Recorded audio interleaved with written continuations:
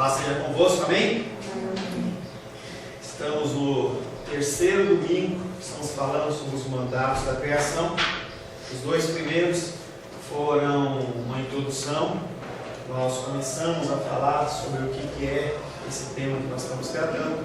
Hoje vou fazer um breve resumo desse primeiro tópico que nós vamos tratar, que é sobre a criação. Não tem como nós falarmos sobre o mandato da criação se nós não falarmos primeiro sobre criação. Na semana passada nós falamos sobre o Jardim do Éden, nós falamos sobre Deus, Ele criando o universo, o cosmos, a partir do nada. Em Gênesis capítulo 1, abra aí por gentileza. Gênesis capítulo 1, verso 1. É uma coisa que nós já falamos, mas só a título de lembrança. No princípio criou Deus os céus. Céus está falando em relação ao cosmos, está falando ao universo. Ele criou a caixona, digamos assim, se podemos dizer dessa maneira, onde todos os elementos da criação estão inseridos. Tá? Então, os céus eles foram criados, entendendo que essa criação foi uma criação a partir do nada. Tá? Então, o Senhor ele não teve um barro, não teve elementos químicos, elementos de toda a sorte da espécie, mas ele criou a partir do nada. Ele é o único ser que consegue criar a partir do nada. E a expressão que nós falamos na semana passada é uma expressão que chama ex nihilo, que quer dizer criação a partir do nada. Somente Deus tem essa capacidade.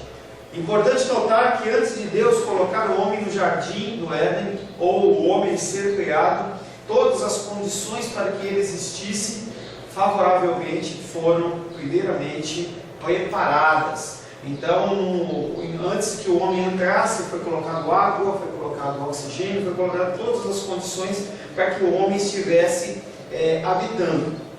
No princípio, a palavra de Deus diz que a terra era sem forma e vazia. Nós fizemos uma pequena comparação entre a criação no início, que ela era sem forma e vazia, em que o Espírito Santo ele pairava sobre as águas. Mesma analogia que a gente fez em Noé, quando lá no meio do dilúvio, lá no finalzinho do dilúvio, Noé ele solta uma pombinha para procurar algum lugar para pousar, e ela não encontra lugar para repousar. Já era uma alusão a respeito do batismo de Jesus Cristo, quando aquela pombinha em João capítulo 1, capítulo 2, ela, como o Espírito Santo, ela vem e desce e ela permanece. E João Batista tinha a seguinte palavra, que aonde o Espírito Santo em forma corpórea de pomba descesse e permanecesse, era a presença, era a indicação de que aquele era o Cordeiro de Deus que tira o pecado do mundo. Então lá em Gênesis 1, nós vemos o Espírito Santo pairando sobre as águas, mas sem um local para habitar, sem pousar, porque ela se forma vazia. Nós falamos também na semana passada a respeito do cristão, que quando ele não tem o Espírito Santo, ele também é sem forma e vazio. Então a Bíblia, você vê que ela é toda ela amarradinha, talvez você não consiga reparar, mas conforme a gente vai falando, parece que os nossos olhos se abrem. Quando eu vi essa comparação entre Jardim do Éden, ou melhor, criação, Espírito Santo pairando, depois lá em João, que nós estamos tratando domingo à noite, e o Espírito Santo vir e habitar sobre Jesus, em João capítulo 1, eu falo assim, que maravilha. Entendeu? Então o Espírito Santo ele realmente encontrou alguém onde pousar, e hoje ele habita em mim e ele habita em você. E essa obra de transformação do que é sem forma e vazio, daquele que não é nada para aquele que está sendo transformado, é a obra da santificação progressiva. O Senhor, Ele, o Criador, é quem opera toda essa mudança. Nós ficamos como que de uma forma passiva, de certa maneira. Você está sentadinho, eu estou em pé, mas também recebo.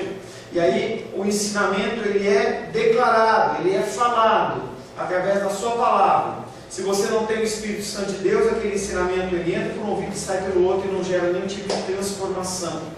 E você fica ali sentadinho e o Espírito Santo ele acaba agindo no seu coração, te constrangendo que aquilo que você faz não está certo, ou te dando uma direção por onde você agir, e aí você vai sendo mudado e transformado. É uma das maravilhas do Senhor. Tá? A matéria que nós vamos começar hoje, vamos dar continuidade, e começa falando assim: ao anunciar o estado do nada, Deus estabelece o início da criação, onde agora estabelece a origem da luz, que tira o que não existe do seu estado de escuridão. A primeira coisa que Deus faz é determinar, declarar a luz. Haja luz, porque em trevas ninguém enxerga nada. A figura das trevas, elas sempre foram representadas como algo que não é positivo, é uma coisa que ela é negativa. E o Senhor, Ele vem criando a luz. Mais uma vez percebemos uma ligação direta ao que Deus faz na vida do homem, em meio ao estado do homem. O Senhor, Ele vai gerando luz. O que é a luz? A palavra de Deus. Nós vamos recebendo pequenas porções da palavra, porque nós não conseguimos receber grandes porções. Nós ainda nos colocamos perante o Senhor como crianças espirituais, como pessoas que, em vez de estar comendo alimento sólido, nós precisamos do leitinho espiritual. E o Senhor, Ele quer que a gente esteja pronto a se alimentar do alimento mais sólido. E glória a Deus, é o que nós estamos buscando aqui. A gente não tem falado leitinho, a gente tem falado coisas mais sólidas. Ensinamentos como esses que nós estamos passando são ensinamentos que até você pode olhar e falar assim: para que eu quero saber isso?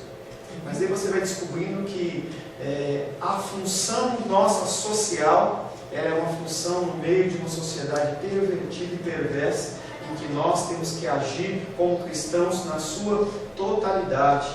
Nós não somos um corpo separado de uma alma e separado do espírito, mas nós somos um ser único, um ser que age, um ser que interage com uma sociedade, que interage com o Deus Criador e que interage consigo mesmo, buscando até um entendimento e um crescimento espiritual de si. Mais uma vez percebemos uma ligação direta do que Deus faz. Qual que era o estado do homem antes do seu encontro com o Messias? O que era você antes de você ter Deus no seu coração? Tem uma série na televisão que eu não gosto de filme, mas que é Os Mortos-Vivos. Os homens que são mortos e andam, como a gente era. A gente não tinha Deus no coração e a gente vivia simplesmente naquele propósito. Você nasce, você aprende a comer, aprende a andar, entra na escola, você começa a ter uma série de coisas na sua vida, você vai ficando um pouquinho mais velhinho, Paz do Senhor, querida, vai ficando mais velhinho, daqui a pouco você começa a namorar, casa, trabalha, faculdade, não nessa ordem, e aí você tem netos, e aí você fica velhinho e você morre. A pessoa que não tem Deus no coração, esse é o cronograma dela, não tem mais nada. Mas e quando nós temos o Senhor? Nós temos uma expectativa, nós falamos de escatologia muitas vezes, entendeu? Para nós subir essa expectativa do que é que vai acontecer. Percebemos que esse estado, o nosso estado, era um estado de trevas, e que nós, a partir do Senhor Jesus, nós podemos ver uma grande luz. A luz que ilumina o homem é a luz que traz vida. Não é essa luz, é uma luz que traz vida. E aí tem um termo que chama-se Fiat Lux. Lembra da caixinha de fósforo? Fiat Lux? Fiat Lux quer dizer que haja luz. Grande chance, eu não fui pesquisar, mas grande chance do dono daquela marca ser cristão.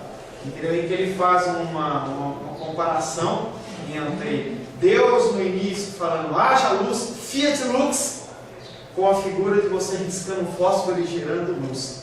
Tá? Então ele foi bem, ele fez uma comparação bem legal, entendeu? Em relação a você riscar um fósforo, a ver luz, e a pronúncia de Jesus, de Deus a respeito de Jesus, que era o haja luz.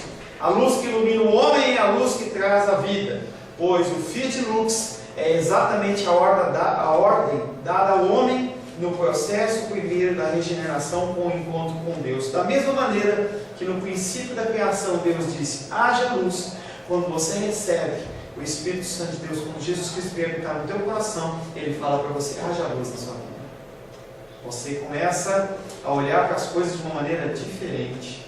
Você começa a se incomodar com coisas que às vezes não te incomodavam. Você começa a mudar os seus procedimentos de agir. Espera. E isso é tudo ação da luz. Tem um comentário que as pessoas falam que é assim: depois que eu aceitei Jesus, parece que tudo está errado, tudo está dando problema. Num certo sentido é verdade, porque não é que a coisa piorou, e sim que os seus olhos são olhos que estão enxergando de uma outra ótica, de uma outra maneira. Coisas que você achava que não eram problema, agora você está vendo que é problema. E aí você, com a sua carne, estava acostumado a agir de uma certa maneira, até de maneira leviana, você é constrangido pelo Espírito Santo a não fazer mais aquilo. Não fazer mais aquilo. Coisas simples, coisas mais complicadas. A gente vai falar um pouco sobre o consumo de água, a gente tem tocado a respeito disso. Eu confesso que hoje, quando eu vou escovar dente, depois que eu vi aquela ilustração de que uma escovada de dente com a torneira aberta, vão 6 garrafas de 2 litros de Coca-Cola, de água, 12 litros de água por ralo, eu fico muito constrangido no escovar o dente, lavar a mão. E esse constrangimento não é porque a minha conta de água vai aumentar, não é isso, mas é um constrangimento em que é um zelo do Senhor no meu coração por aquilo que Ele está me oferecendo como um benefício. Então, banho, água, deixar isso, agir de uma maneira ou outra, são coisas que as pessoas olham para você e falam assim: por que você está fazendo assim? Por que você está agindo assim? Eu estou agindo assim porque o Espírito Santo age dentro de mim, e o Senhor, Ele revela para mim que isso que eu estou fazendo, o que eu estava fazendo é trevas, e o Senhor não se agrada disso. E essa regeneração é tão interessante porque é uma regeneração que ela é progressiva. Não é algo que você... As pessoas elas querem ou desejam que isso aconteça, mas não é assim que funciona. Você tem dificuldades na sua vida que talvez tenham mais de 20 anos, 30 anos, e você não consegue se libertar de procedimentos, meios de falar, jeitos de agir, mas você vai caminhando. É uma santificação progressiva. Essa expressão Fiat Lux, haja vida, ela empresta seu nome a tudo que comunica, 2 pontos, 2 João capítulo 1, verso 4.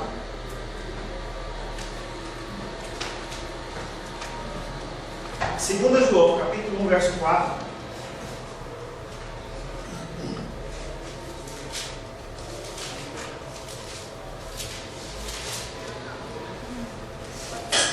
Quem achou, leia, por gentileza. Fiquei sobremodo alegre em ter encontrado entre os teus filhos os que andam na verdade, de acordo com o mandamento que recebemos da parte do Pai. Fiquei sobremodo alegre em ter encontrado dentre os teus filhos os que andam na verdade, de acordo com o mandamento que recebemos da parte do Pai. A primeira coisa que essa luz comunica é vida. Não há como ter luz, essa luz de Deus, e não haver vida.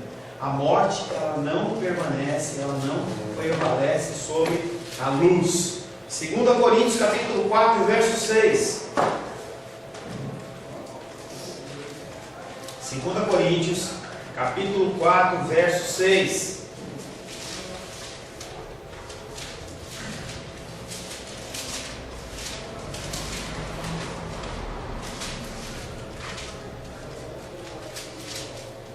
Porque Deus que disse que das trevas resplandecesse a luz, e quem resplandeceu em nossos corações, para a iluminação do conhecimento da glória de Deus, na face de Jesus Cristo. A segunda coisa que essa expressão haja luz, ela nos comunica é verdade.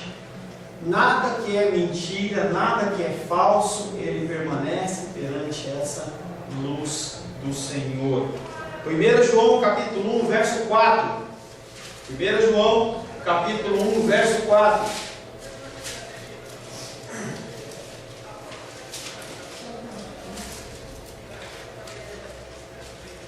Estas coisas, pois, nos escrevemos para que a nossa alegria seja completa. A expressão haja luz também vem nos comunicando alegria. A alegria, aquilo que era oculto não é mais oculto.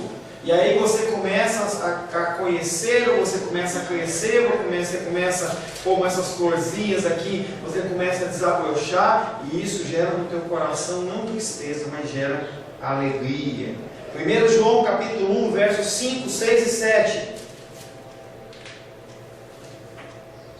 Ora, a mensagem que da parte dele temos ouvido e vos anunciamos é essa, que Deus é luz e não há nele trevas nenhuma. Se dissermos que mantemos comunhão com ele e andarmos nas trevas, mentimos que não praticamos a verdade. Se, porém, andarmos na luz, como ele está na luz, mantemos comunhão uns com os outros, e o sangue de Jesus, seu Filho, nos purifica de todo pecado. O caminho é estreito, a porta ela é estreita. E aí você tem que imaginar um grande corredor iluminado por uma luz, e essa luz é onde você tem que andar. Você não pode se desviar nem para a esquerda, nem se desviar para a direita. Enquanto você está nessa luz, se andarmos na luz, como Ele está na luz, mantemos comunhão com os outros. E essa comunhão com o Senhor, Ele gera em nós pureza. Pureza, porque a luz, ela não permite que nada fique oculto. Essa luz da verdade de Cristo, ela traz à tona todas as coisas. Você pode até continuar com o seu pecado.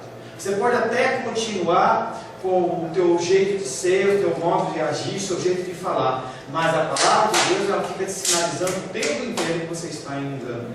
E aí, naturalmente, se você é um filho de Deus, a pureza, a santificação vai sendo manifestada na sua vida. Você vai se purificando. Então, essa expressão haja luz, ela nos traz vida, ela nos traz verdade, ela nos traz alegria e ela nos traz pureza. Com muita propriedade, marca o primeiro passo do caos para a ordem. Antes que haja arrumação, tem que haver a luz. Experimenta arrumar um lugar, ou uma casa, ou um lugar no escuro. Você não consegue. Você não consegue ver o que está desarrumado, não. A luz, ela vem dar essa ótica para a gente. A luz do mundo é como Cristo se apresenta aos homens. Luz essa que será eterna na vida daqueles que forem regenerados. A partir do momento que você entrou nesse caminho de luz, você não sai mais. É uma graça que nos constrange, é uma graça que é abundante nas nossas vidas. E você andando nesse caminho, se você não se desvia nem para a esquerda nem para a direita, o Senhor Ele promete que Ele vai estar sempre com você. A promessa é de que jamais andaríamos em trevas se nós entramos na luz. A palavra de Deus diz que Jesus recebe nas mãos dele aqueles que são dele da parte do Pai. Se você é cristão, se eu sou realmente um cristão e eu sou entregue nas mãos do Senhor, já dei esse exemplo, nada tira você da mão do Senhor. Nem altura, nem profundidade, nem céus, nem mar, nem confusão, nem morte, nem principados, nem potestades, nada pode afastar você de Deus. Nada. Você pode estar passando a maior luta, a maior dificuldade, pode até murmurar junto com o Senhor, mas você não sai das mãos do Senhor. Não porque você não queira, mas porque Ele não te solta. É a figura do pai segurando a mão do filho. Por mais que o filho queira se desvencilhar, não, papai, deixa eu atravessar a rua, deixa eu fazer sozinho, o pai não solta.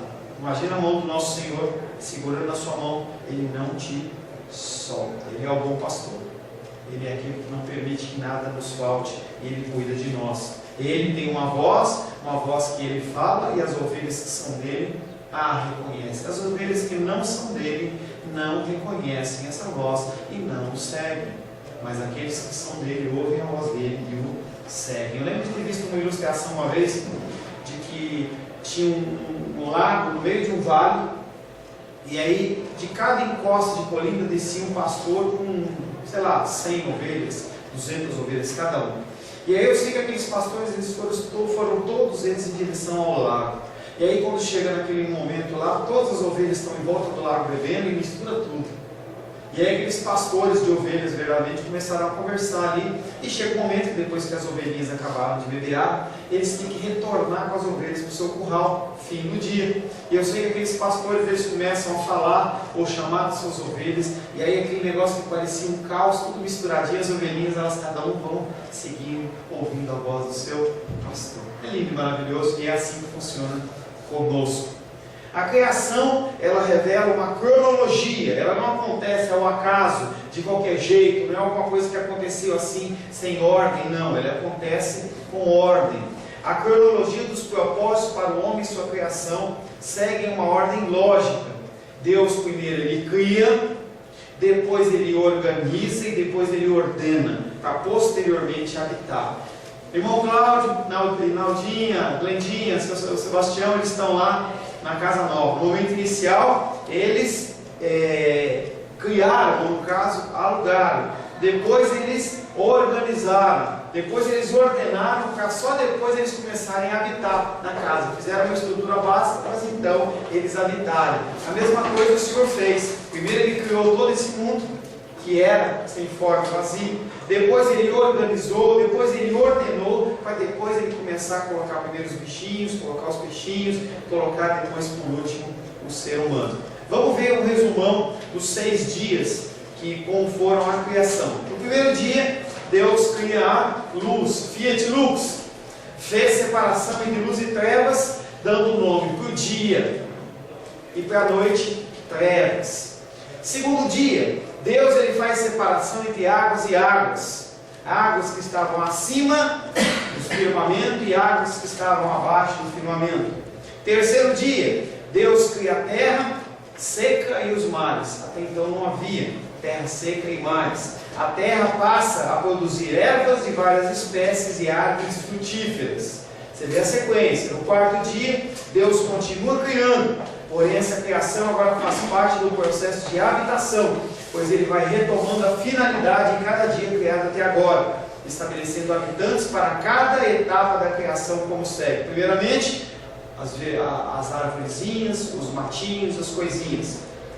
Quarto dia, luminares para separar o dia e a noite, que servem para determinar os tempos, dias e anos. Eu já expliquei algumas vezes isso. Nós temos uma linha de tempo cronológica, que é a nossa. É uma linha que é medida em segundos, minutos, horas, dias, semanas, meses, anos, décadas, séculos e milênios, e fora isso a nossa mente não consegue entender. Tá? E aí nós temos acima disso uma linha que é a linha divina, que é a linha de eternidades e eternidades. Se nosso Deus está lá em cima e ele vê presente, passado e futuro como uma coisa só, tá? Uma coisa só, ele consegue contemplar todas as situações. Citamos inclusive já a posição de Jesus Cristo do lado daquele malfeitor, é que ele fala: hoje mesmo estarás comigo no paraíso.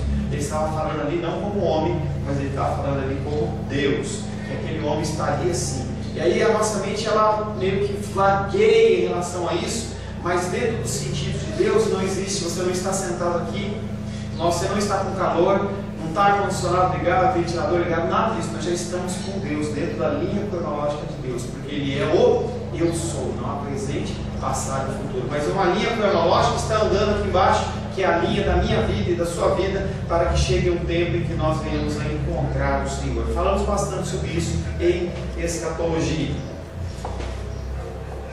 Quarto dia, continuando, luminares para separar o dia e noite, que servem para determinar os tempos, dias e anos. 2 grandes luminares, um para governar o dia e outro para governar a noite, bem como fez todas as estrelas. Luz é o tema central da criação do primeiro dia, só que agora habitado. Quinto dia, répteis, baleias, aves dos céus, e a esses foi dado a ordem de frutificar e multiplicar, e encher as águas dos mares, e as aves se multiplicassem na terra. As águas foram criadas no segundo dia, e agora elas são habitadas. Sexto dia, é criada as almas viventes dos nossos seres humanos, gado, répteis, bestas, feras e o homem. O homem e as almas viventes passam a habitar a terra seca que foi criada no terceiro dia. Por quê? Já havia plantinha, já havia aguinha, já havia todo um ambiente, um ecossistema montado para que nós, como seres humanos e também o resto da criação pudesse fazer parte disso. Pode-se resumir a criação estabelecendo primeiramente a necessidade de um espaço. Deus cria o espaço. Depois os meios de sustento, o produto do jardim. Depois uma ocupação, você tem que lavrar e conservar. É um mandamento que começa já a nos dar uma luz de que nós temos que cuidar dessa natureza. comunidade. Deus cria o homem e cria a mulher. E aí você tira da tua cabeça aquela historinha dominical que está lá, Deus olhando para Adão, e Adão todo triste, porque ele vê a vaquinha, o bonequinho com a vaquinha, vê a galinha com o galo, o leãozinho com a leoa, o elefantinho com a elefoa, e aí Deus olha e fala assim, eu acho que eu esqueci. É porque eu já vi até uma música que então, cadê a minha? O homem sempre entendeu? Parece que Deus ele esqueceu de Eva. E aí o Adão está lá tristinho. Poxa Deus, você esqueceu de mim. Entendeu? Eu procurei, não encontrei ninguém para mim. Todo mundo tem o seu par. E aí Deus fala, bom, já que você está pedindo, eu vou dar. É uma figura de um Deus que ele não é soberano, ele não é onisciente, não é onipotente, não é nada. Ele vai satisfazendo, essa já é uma história que começa a implantar no coração da criança, para ela falar, pensar assim, bom, Deus ele está para satisfazer a minha vontade, e não é. Tudo há um plano de criação. Primeiro Deus criou o homem, porque o homem ele é o sacerdote.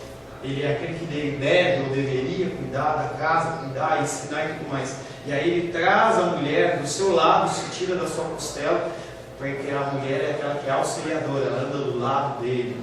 Tá? Ela não é simplesmente uma costela, ela é uma auxiliadora. Tá? São dois conceitos que se vendem, que a mulher é de um produto inferior e também que Deus ele cria a mulher, no sentido que Deus estava vendo Adão tristinho. Não, esquece. Quando olhamos para a criação do sexto dia, observamos que nesse dia Deus conclui o povoar, onde o homem é criado, mas que esse homem é criado de uma forma especial. Ele criou todas as coisas. Ele criou terras, ele criou céus, ele criou mares, luminares, duas estrelas, criou as plantinhas, criou as árvorezinhas. Ele vai lá no mar e enche de peixinho, coloca a baleia, os seres. Ele habita os céus com as árvores, ele coloca os animaizinhos andando na terra, mas quando ele vai criar o homem, ele cria de maneira especial. Tá? Então, você tem que sim ter zelo pelo bichinho, ter cuidado pelo bichinho, mas a figura humana ela é muito mais importante do que o bichinho. Não estou desfazendo das pessoas que, quando tem um problema qualquer, ela sai catando os animaizinhos na rua, não é isso. Mas é muito mais importante você cuidar de um ser humano do que cuidar de um animal. Não quer dizer que você pode maltratar o animal, não é isso que eu falei. Mas a gente tem um entendimento errôneo, achando que o animal ele é tão importante como o ser humano, e não é. Desculpa. Quem assiste na internet, quem acredita nisso, tem pessoas que não têm filhos e tem um cachorrinho, e fala assim, meu filhinho, veja aqui, não é Glenda, Glenda até com o Bob, assim, Bob, veja aqui, mamãe e tal. Não, é a novinha, mas tem pessoas que fazem isso, tá? E eu não estou desrespeitando as pessoas que fazem isso, mas a gente tem que entender que o mais importante é o ser humano. Tá? O ser humano foi o único ser que foi criado à imagem e semelhança do Criador. Quer falar alguma coisa? Não, porque, deixa eu dizer, o ser humano é tão importante e às vezes é tão desprezado por nós mesmos, né?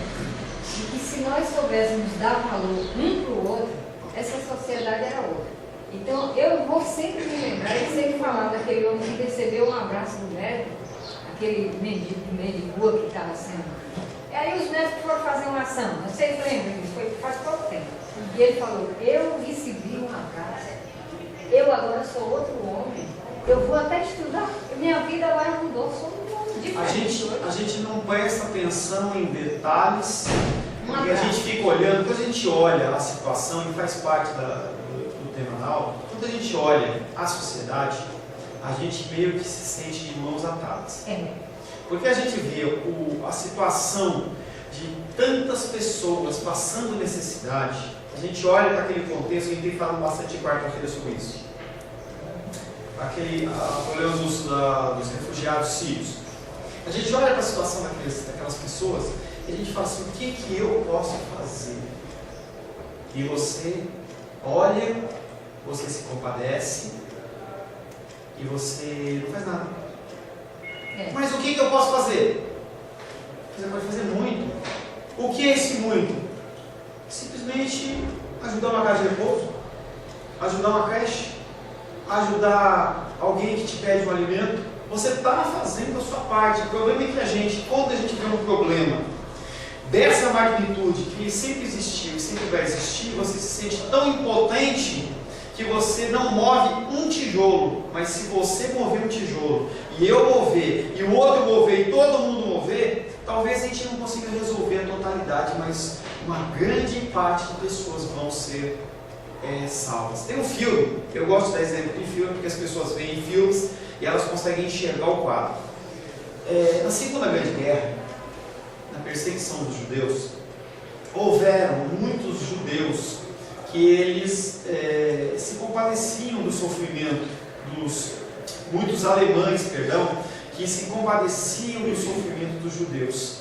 E eles olhavam perante aquela potência que estava emergindo sobre o domínio de Hitler, e eles falavam: como que eu vou fazer alguma coisa? E aí eles levantam um homem, isso é verídico, um homem chamado Schindler, em que ele tem um filme chamado A Lista de Schindler, em que ele é um industrial muito poderoso, ele tem muitas posses. E ele, quando ele olha para essa situação, ele começa a falar assim: eu tenho que fazer alguma coisa. E aí ele fala assim: o que eu vou fazer? É o resumo do filme. E ele começa a se dispor dos seus bens.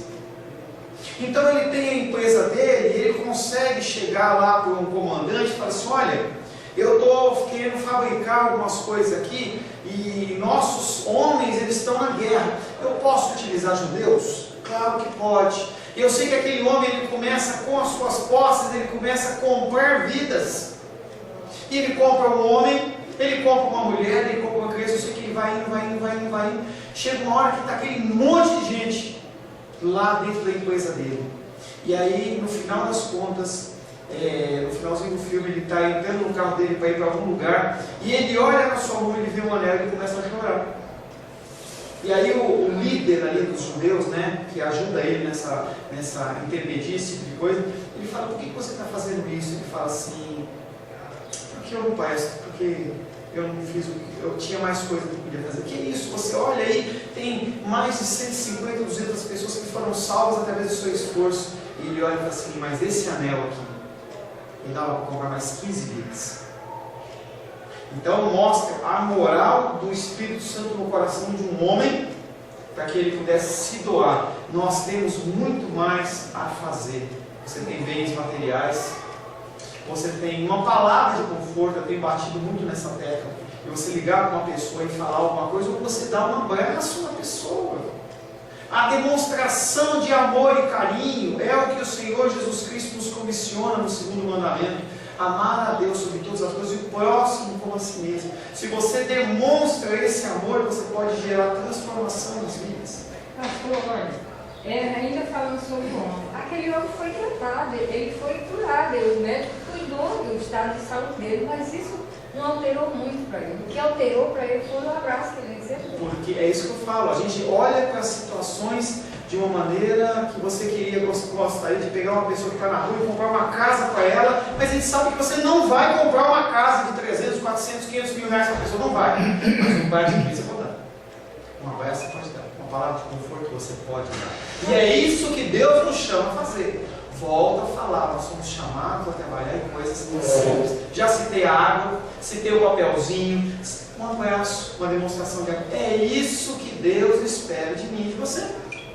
Você não precisa ir para a África, você não precisa ir lá para a igreja, não é isso.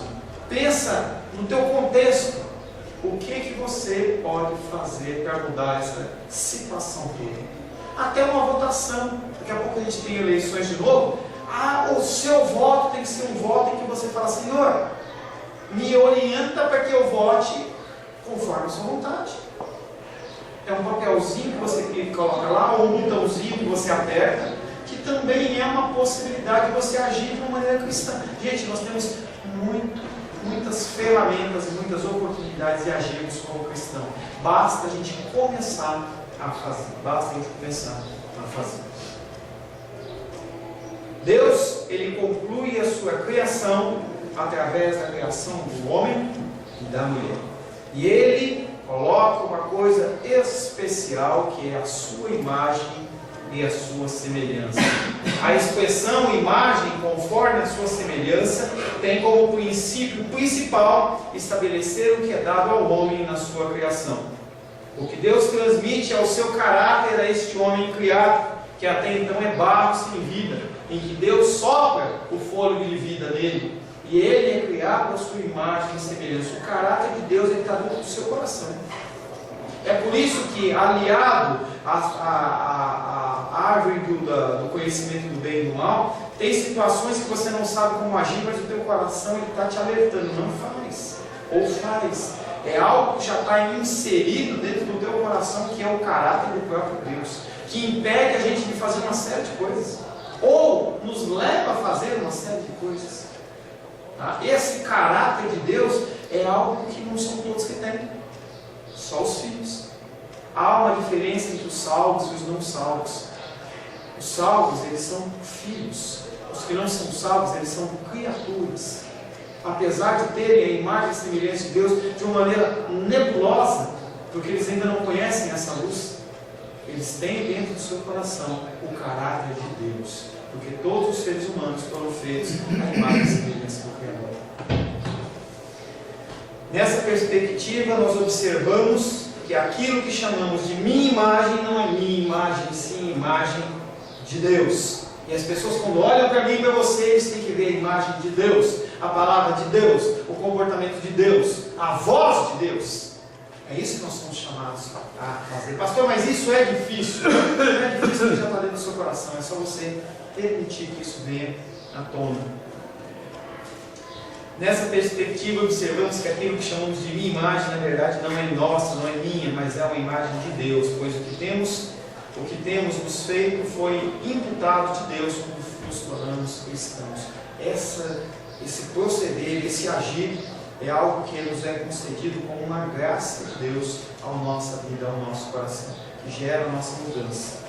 O que Deus nos concede na criação é o conteúdo do seu caráter. E agora o homem passa a viver no jardim do Éden de tal forma que as suas ações devem revelar a Deus. Adão e Eva agiam, viviam lá, e tudo que eles faziam deveria refletir a glória de Deus. Nós, como cristãos, fora do jardim do Éden, nós temos que fazer tudo para a glória de Deus. Seja você comer, seja você beber, seja você fazer qualquer outra coisa, é esperado que você haja como filho de Deus.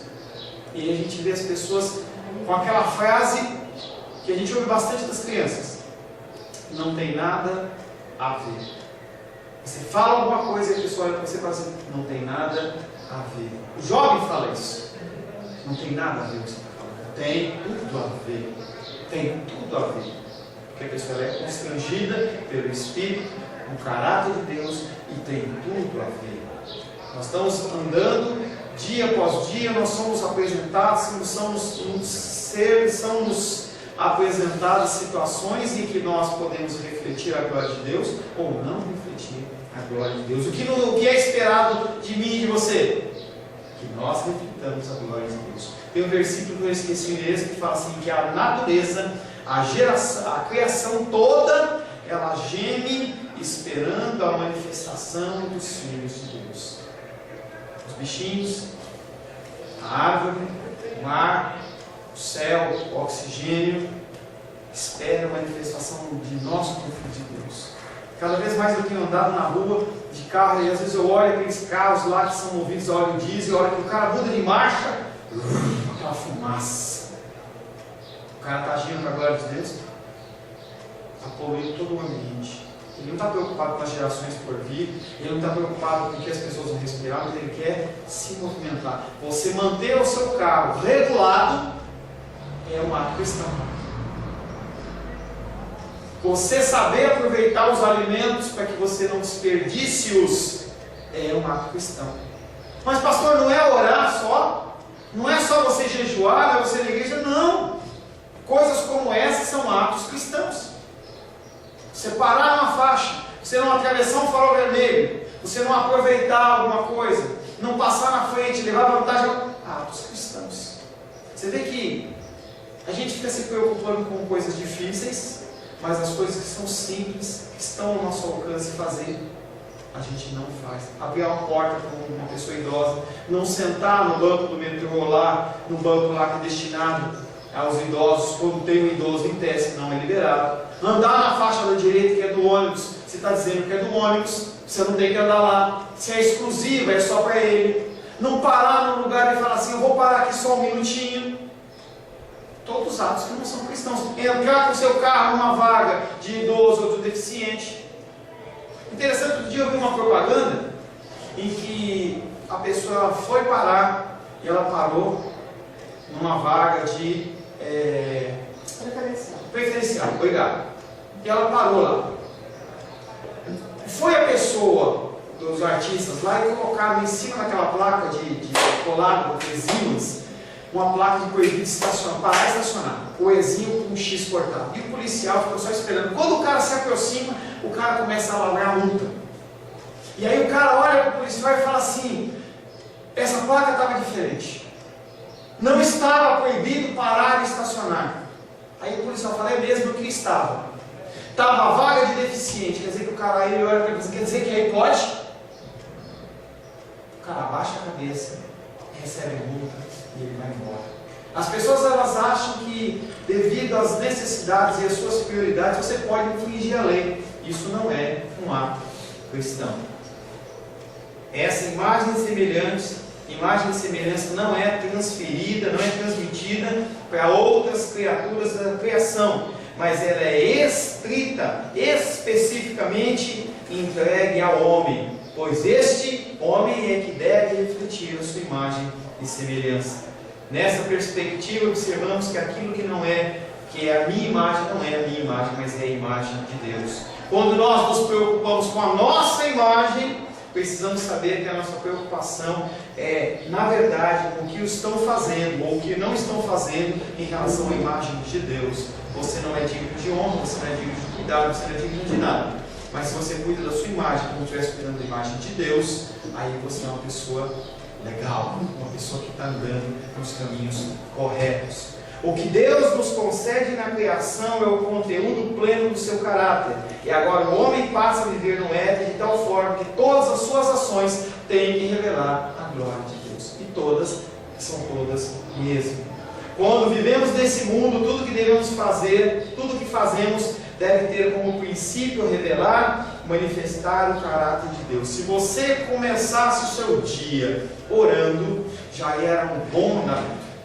Você parar o seu dia, no meio da correria, você fala assim, eu vou orar.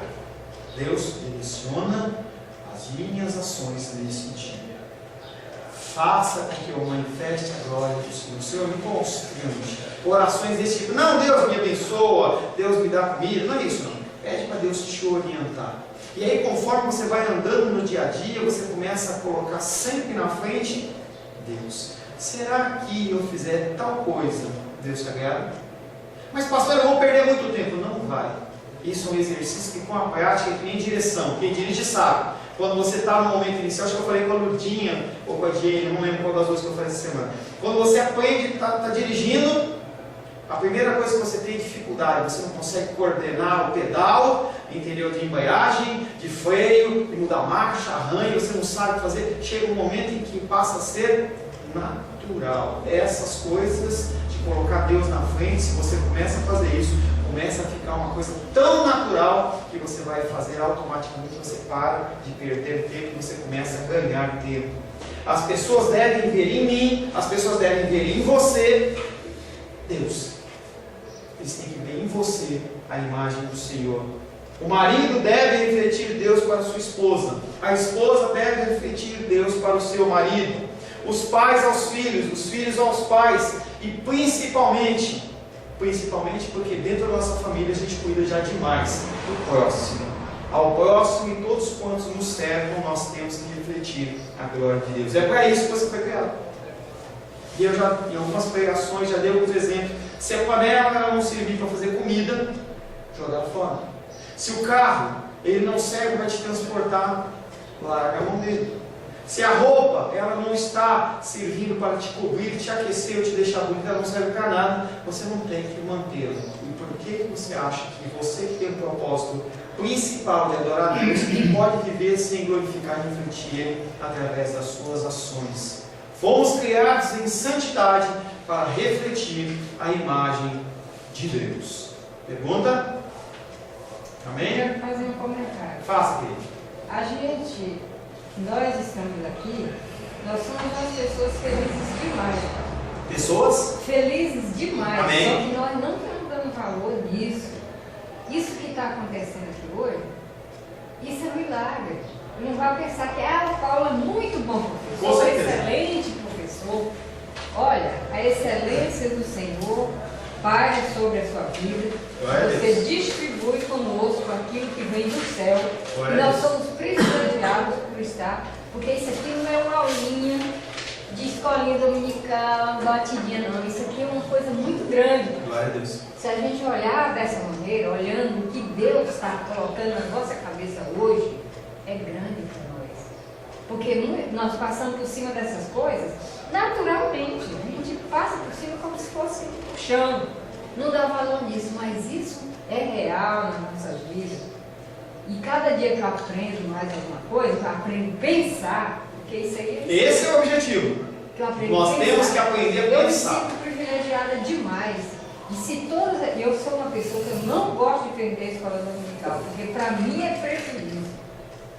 O raciocínio, querido, é exatamente esse. Quando eu vou dar aula de faculdade, e eu estava dando aula em Braslândia ontem, e eu lembro que quando eu dei a primeira vez aula em Braslândia, eu tinha uma informação de que o polo de Braslândia era de pessoas que chegavam atrasadas. E a aula ela começa às 8 horas. Você tem uma folga de 15 minutos, algum atraso, alguma coisa, 8h16 a pessoa já toma folga. Eu sou muito firme em relação a isso, o dia ele sabe, o dia já foi meu aluno. E aí eu sei que o povo foi chegando, 8h15, 8h30, alguns chegando 9 horas. Mas foi sendo gerado no meu coração uma ira. Eu parei a aula, e aí não se tem como separar o pastorado do mestrado, do mestre. E eu falei para aquelas pessoas: vocês acham que vocês estão aqui porque vocês querem? Vocês acham que vocês estão aqui porque vocês estão pagando uma mensalidade e eu estou aqui como empregado de vocês?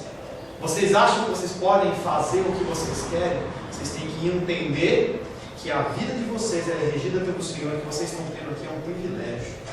Então chegar no horário, você chegar no horário é uma obrigação sua. Você não está fazendo um favor nem para o professor, nem para Deus, nem para ninguém em chegar no horário. Você tem a obrigação, porque é um privilégio. Nós como cristãos, nós somos privilegiados de poder estar num lugar como esse, sentado numa cadeirinha mais estofadinha, algumas mais durinhas, entendeu? Tendo um ventilador ligado, tendo água disponível, tendo um banheiro. Gente, isso é privilégio que a grande massa cristã no mundo não tem. Não tem Bíblia, eu vou lá e pego. Vi um vídeo outro dia em que os chineses estavam recebendo um lote de Bíblia. Gente, ele pegava e fazia assim, ó. Beijava, abraçava, porque ele sabia que a palavra de Deus tinha chegado, que até então ele tinha direito a uma folha, em que a pessoa ficava lendo a mesma folha. Nós temos privilégios de Deus que nós não estamos computando como privilégios. E é por isso que você faz o que você faz. Você acha que Deus ele tem a obrigação. Você quando acorda e tem um ar para respirar, você não vê que isso é uma benécia do Senhor, a água e todas as coisas que são colocadas nas suas mãos como um privilégio, você não leva em conta.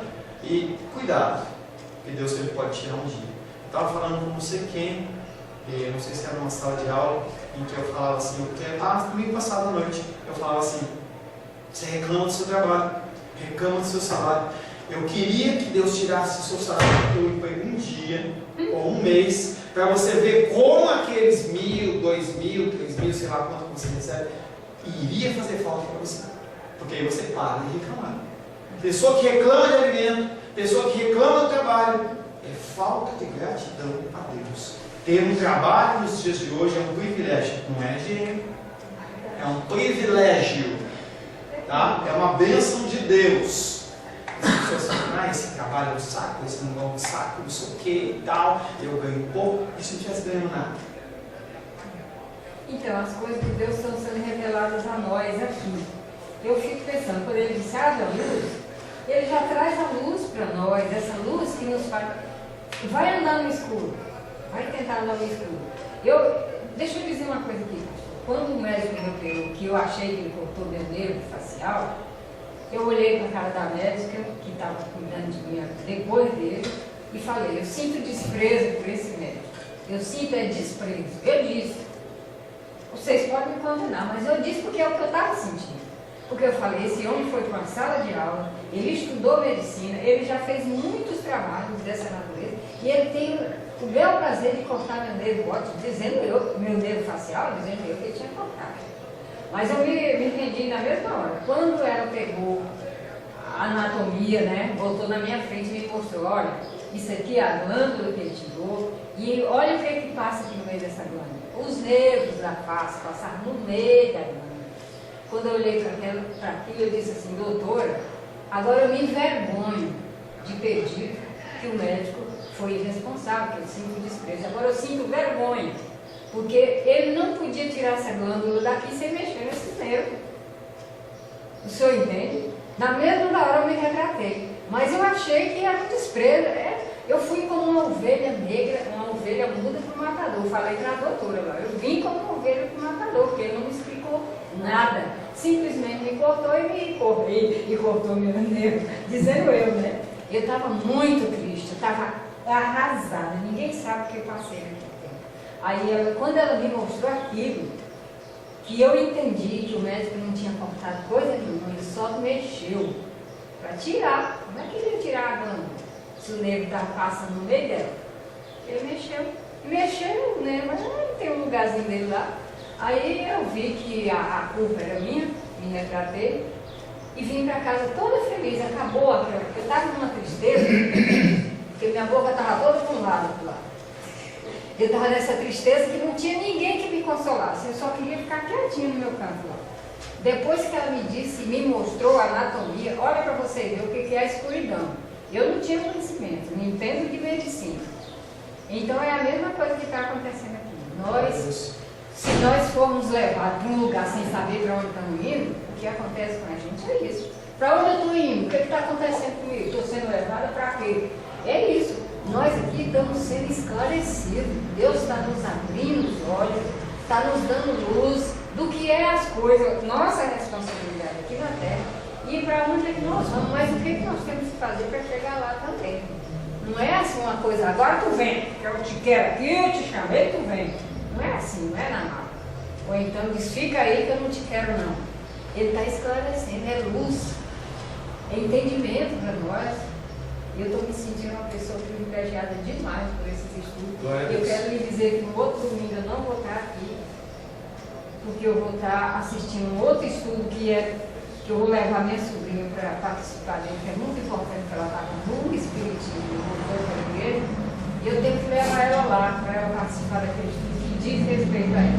Amém. Senhor, em nome de Jesus, queremos agradecer ao Senhor por mais esse dia, agradecer ao Senhor por essa oportunidade de estarmos aqui na tua casa. Queremos, Pai, que eles te louvaram por esse estudo de hoje. Toda a glória, toda a honra e todo o louvor é tua. Em nome de Jesus, é teu, em nome de Jesus. Amém. A paz seja convosco. Meu nome é Paulo César. Eu sou pastor da Igreja Cristã Semente de Vida, aqui em Brasília, Distrito Federal. Me alegro que a palavra tenha te alcançado. A palavra faz isso. Ela alcança as pessoas aonde quer que elas estejam. E você foi agraciado com esta palavra.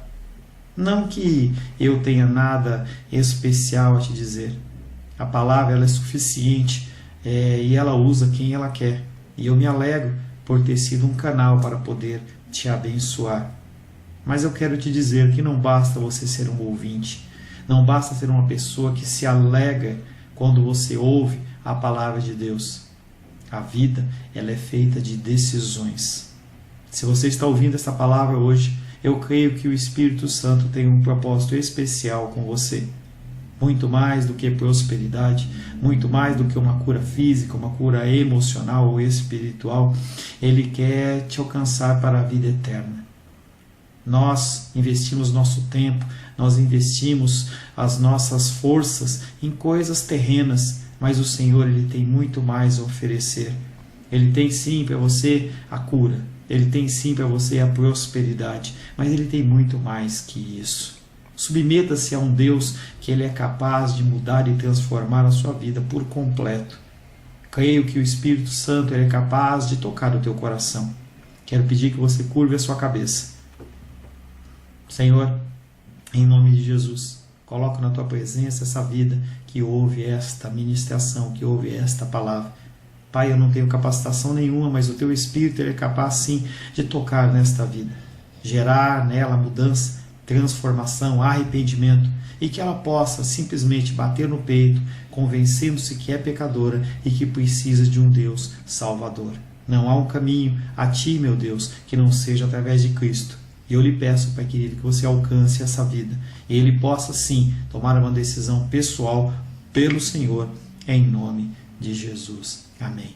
Amém, meu querido. Amém, minha querida. Fico contente que você esteja ouvindo essa ministração até o fim. E peço que você não se limite a ouvir os cultos pela internet. Você procure perto da sua casa uma igreja, um lugar que proclame a palavra do Senhor. Eu oro para que o Espírito Santo te direcione nessa busca, porque muita coisa tem sido oferecida que não é o Evangelho. Eu abençoo a sua vida em nome de Jesus. Amém.